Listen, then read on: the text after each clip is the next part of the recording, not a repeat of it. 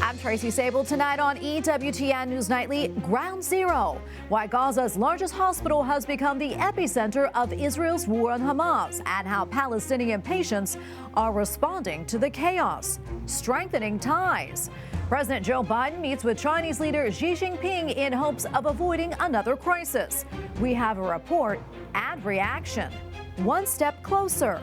U.S. bishops support the promotion of Saint John Henry Newman, placing the final decision in the hands of the Pope. Analysis from Dr. Matthew Bunson, host of EWTN's Doctors of the Church. Plus, everyone wants my crown. I own the mother fountain. Actor Antonio Banderas joins EWTN News Nightly to discuss his new Christmas film, Journey to Bethlehem. These stories and more tonight. From EWTN, the Global Catholic Network, this is EWTN News Nightly. Thank you for being with us on the Feast of St. Albert the Great. Our top story tonight, Israeli troops are raiding Gaza's largest hospital. The IDF and the Pentagon say that based on its intelligence, Hamas is running a command center underneath the facility, something hospital officials have denied. Journalists reported seeing tanks entering the hospital courtyard, adding that troops were searching buildings and interrogating patients. The IDF also released video they say shows their soldiers delivering aid. News outlets have been unable to verify that account. Intense fighting persists around Gaza as Israeli troops continue their assault from the air and on the ground. Civilians are turning to hospitals for shelter. The head of UNICEF described her visit to the Gaza Strip.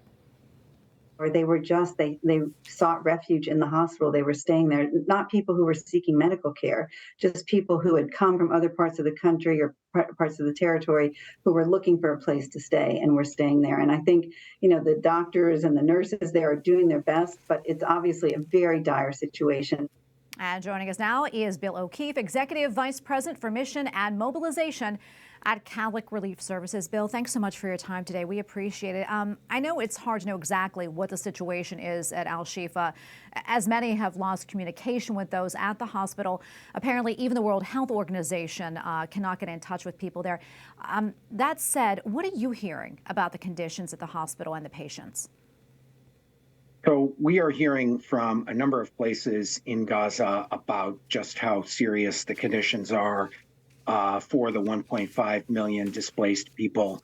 We don't have staff in the hospital, but we are supporting 4 churches in Gaza, the Catholic parish there, which are serving as temporary shelter locations for thousands of people. And they are running out of food, running out of water, and are surrounded in an area that is under constant bombardment. And I can only assume the people in the hospital compound are experiencing exactly the same sort of thing that the Christian community and their Muslim brothers and sisters who are sheltering with them in these churches are experiencing. It's really a terrible situation. Yeah, it certainly is, Bill. As we mentioned, the Israel Defense Forces released a video showing soldiers delivering aid to the hospital, but chances are that probably will not be enough. That said, do you know if any aid organizations are helping them out? I mean, it really seems like a dire situation for the patients, especially the most vulnerable, including the elderly and babies.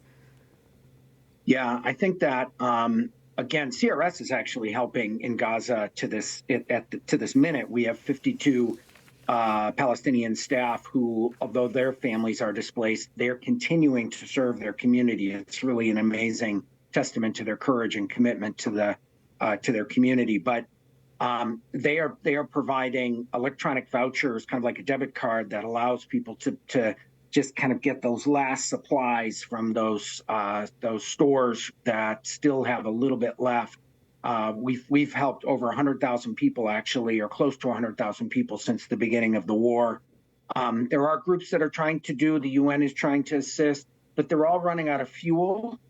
And they're all running out of electricity, and without fuel, as you would imagine, it's impossible to deliver supplies. It's impossible for even for the internet to work without electricity, and so things are really beginning to shut down. We're very concerned.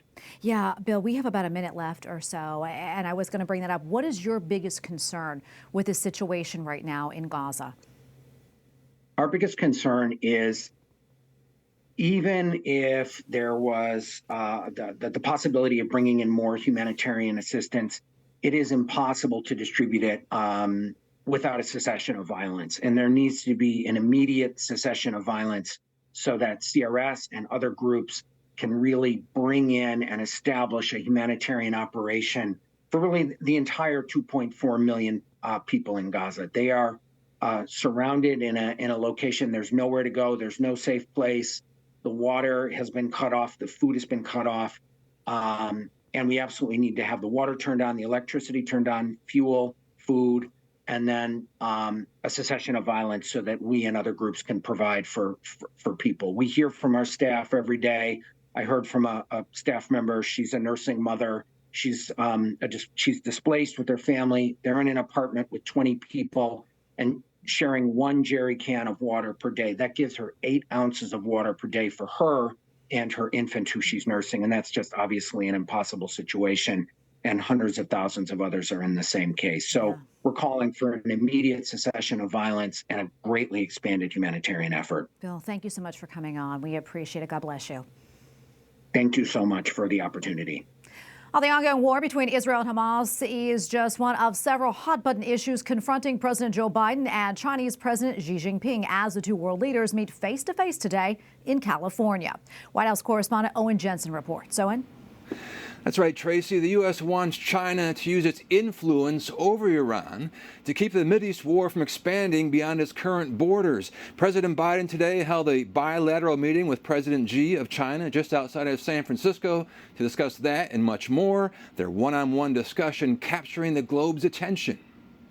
President Joe Biden and Chinese President Xi Jinping meeting today on the sidelines of the Asia-Pacific Economic Cooperation Forum, also known as APEC. But as always, there's no substitute to face-to-face discussions. I've always found our discussions straightforward and frank, and I've always appreciated them. China-U.S. relationship has never been smooth sailing over the past 50 years or more, and it always faces problems of one kind or another. Yet it has kept moving forward amid twists and turns. On the deadly Israel-Hamas conflict, the Biden administration wants China, a big buyer of Iranian oil, to use its sway over Iran to rein it in. Iran, of course, is a major backer of Hamas, and Iran's proxies have been attacking American forces. What's your message to China today? But in Northern California today, both men seeking to show the world that while the U.S. and China are economic competitors, they are not locked in a winner-take-all face-off. We have to ensure that competition does not veer into conflict. Still, among the items straining relations between both nations, human rights abuses, illicit fentanyl drugs coming from China, the issue of Taiwan, the U.S. downing of a Chinese spy balloon, and China's hacking of a Biden official's emails. A Chinese spokesperson pushed back on President Biden's earlier comment that China has real problems. China responded by calling on the U.S. to fix its own problems. And on the technology front, President Biden expected to defend U.S. export controls on semiconductor chips. Xi, meanwhile, looking for assurances from President Biden that the U.S. will not support Taiwanese independence. I value our conversation because I think it's paramount that you and I understand each other clearly, leader to leader. Also tonight, both the U.S. and China are seeking to restore military-to-military communications between their armed forces. U.S. military leaders have expressed repeated concerns about the lack of communication with China. At the White House, Owen Jensen, EWTN News Nightly. For more, let's bring in Seun Kim, senior correspondent, East and South Asia at Global StratView. Seun, good to be with you as always. So what do you think the primary goal of the meeting between Presidents Biden and Xi is? Well, firstly, in order to even look at this meeting, we need to understand that this meeting is not beneficial to any of the sides. And again, Xi Jinping is only coming here because there is a dire need for foreign investments to come into his country. And considering the fact that there's over 24% unemployment in China right now, and the unhappiness of the people is growing even further because of this economic downturn, Xi Jinping himself is, in a sense, desperate for U.S. attention. position in this regard. And on the U.S.'s side, I mean, at this point, I personally do not know what the Joe Biden administration is trying to achieve out of this meeting. But the only thing that we will be getting out of this is, unfortunately, empty promises and no clear answers whatsoever. Yes, Seun, I want to jump off of what you said, mentioning China's economy. I mean, arguably is facing the biggest challenge it has in decades. How is that going to play into this meeting? Well, China has been doing a lot of things to drive foreign investors away. And for example, they have been raiding executive offices all over China and industrial facilities, which actually swayed away investors from even coming into the country or even considering further investments into the country, and thereby shifting their investments elsewhere. And so for Xi Jinping to achieve something out of this is somehow pretty critical. But also at the same time, he realizes that there are other obstacles that on the CCP's path that needs to be crossed, which cannot be crossed in a sense. The issue of human rights and the fentanyl crisis within the U.S., which China has obviously been fueling for the last few decades. Yeah, and the meeting taking place in San Francisco, which has a huge problem when it comes to homeless and drugs. Another big topic of the discussion: Taiwan, its upcoming presidential election. This as China really increases its military pressure in and around Taiwan.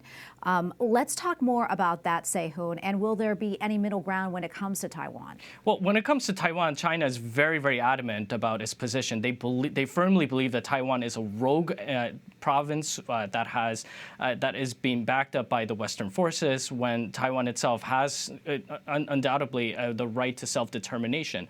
And in of itself, I think the only thing that we will see in terms of Taiwan coming out of this meeting is the fact that the status quo for Taiwan will continue on the U.S.'s side, and China undoubtedly will have to respect it, whether they like it or not.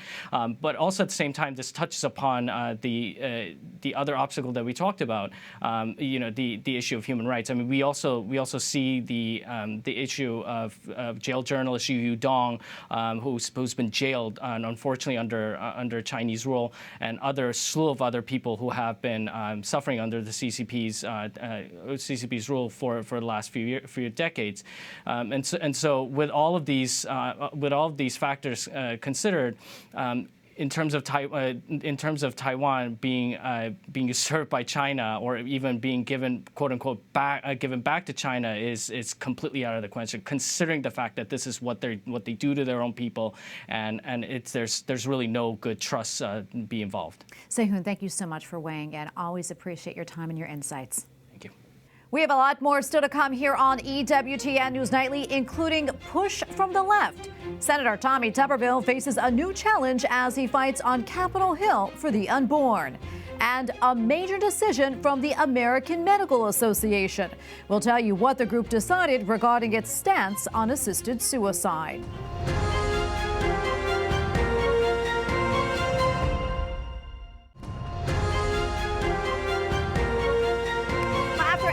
Debate last night on Capitol Hill, Senate Democrats blocked a standalone Israel aid package from passing.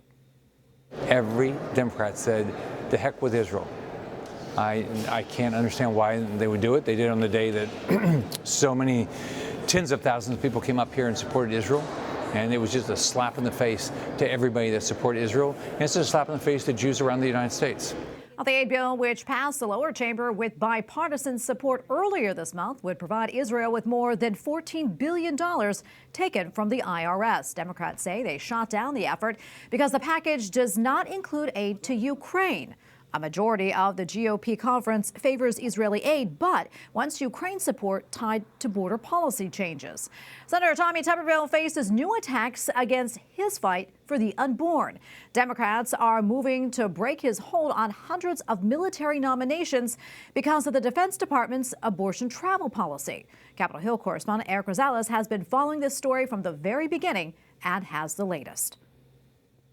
Good evening. As we know, the Senate rarely changes its procedures, but that's exactly what the Rules Committee did. They passed a resolution along party lines allowing the Senate to confirm over 350 military promotions with a single vote. Now, the resolution must now go to the Senate floor for a full vote.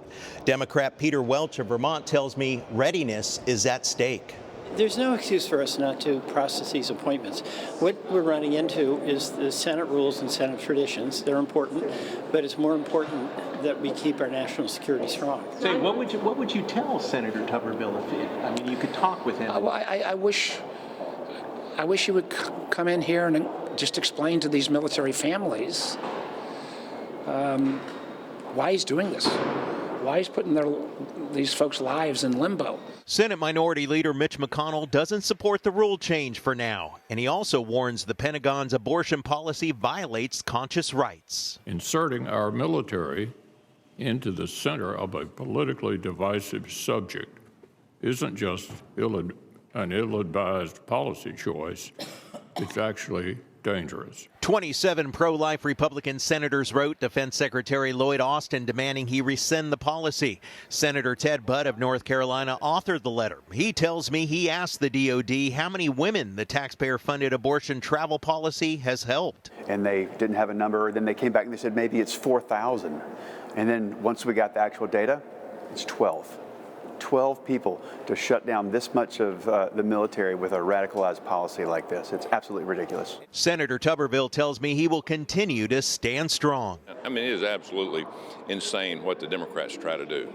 They'd rather burn down the Senate than negotiate. That's what we're here for. We're here to talk, work things out. I've heard zero from the White House in 9 months.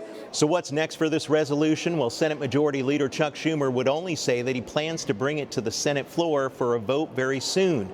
That is, unless an agreement can be reached with Senator Tuberville. 9 Republicans need to jump on board in order to pass it. At the Capitol, Eric Rosales, EWTN News Nightly. An update to a story we brought you last week. The American Medical Association has rebuffed an effort to change its stance on opposing assisted suicide. A resolution supporting euthanasia was proposed at its annual meeting. Members of the Catholic Medical Association say they are pleased by the outcome. Up next on EWTN News Nightly, taking the temperature. U.S. bishops weigh in on a possible new doctor of the church. Plus, Academy Award nominee Antonio Banderas joins us to discuss his new movie, Journey to Bethlehem.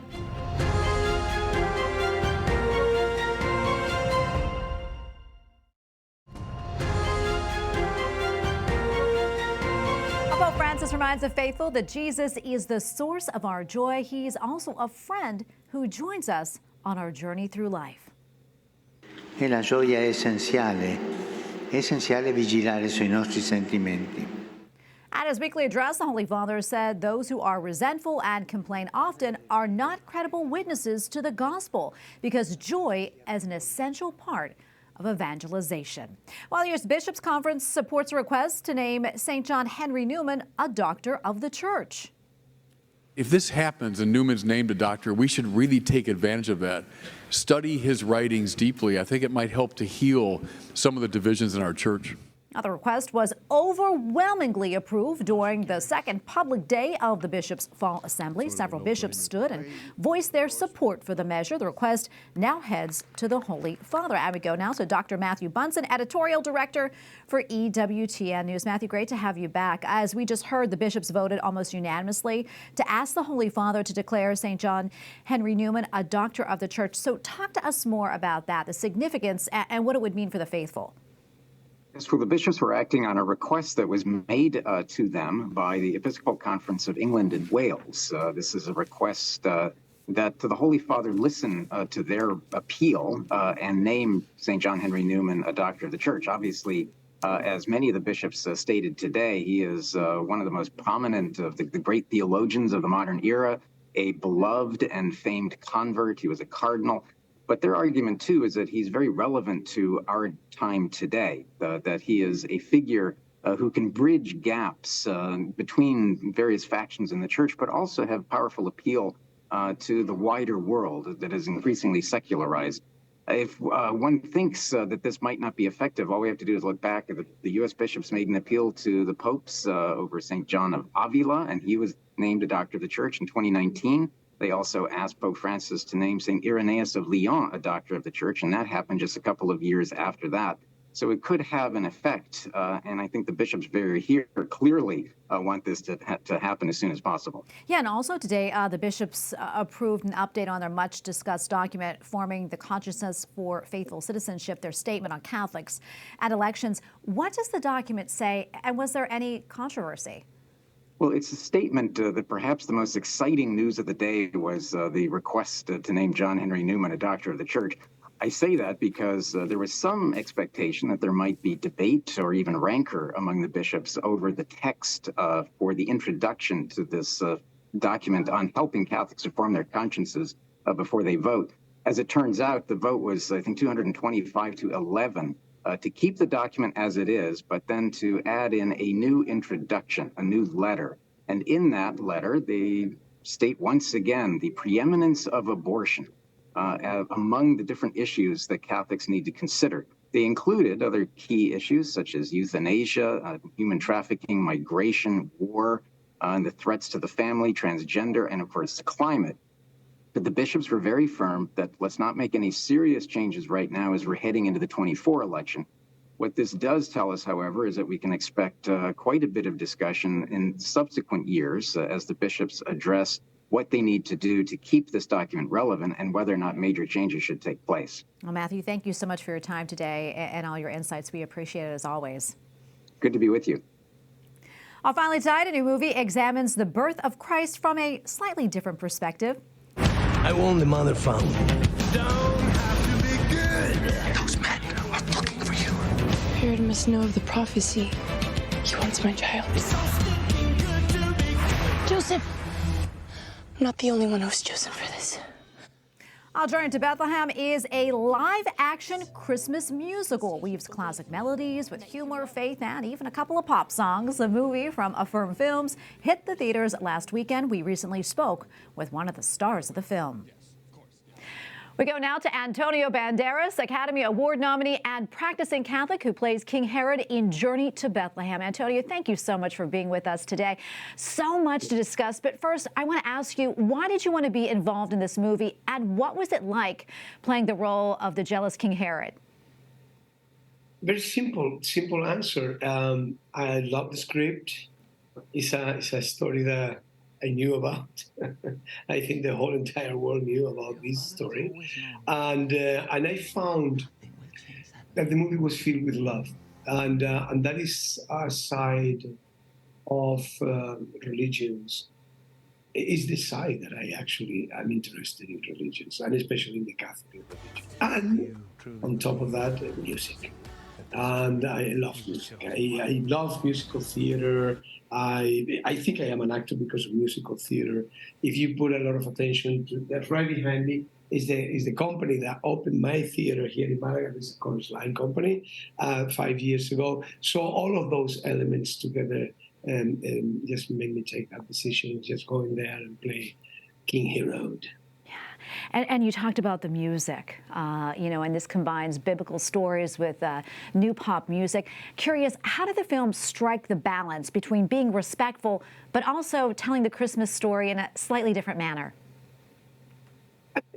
It's part of the history of, if you go back in time, opera, for example, had been done a long time ago, and you can go from many different stories, very complicated stories, Shakespearean stories, comedy stories, operetta, and then musicals.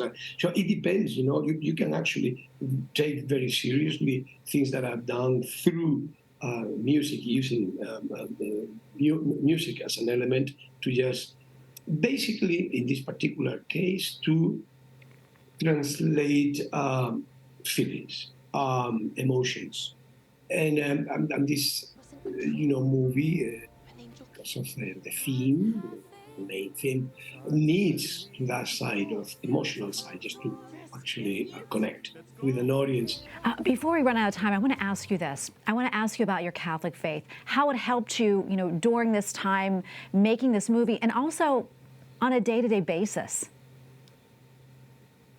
I was raised in Catholicism.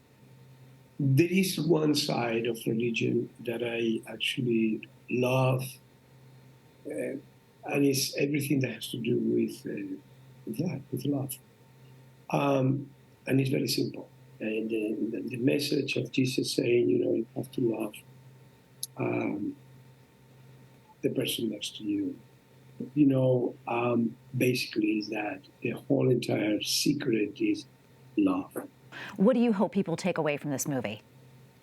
I hope that that this movie can collaborate and can be part of their Christmas plan.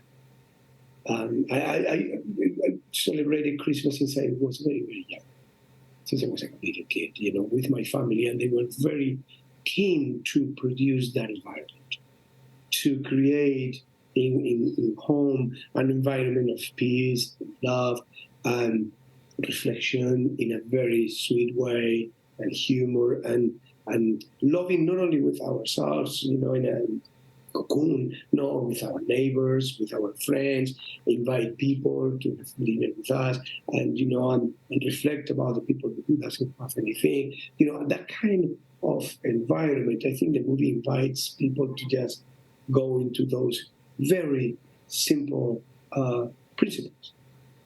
Well, Antonio, thank you so much for speaking with us. It was a great pleasure, and we look forward to seeing the movie. God bless. Same here. God bless. Bye-bye. And we thank you for watching tonight. Remember, you can follow us on social media, Facebook, X, and Instagram at EWTN News Nightly. I'm Tracy Sabol. Good night, and God bless.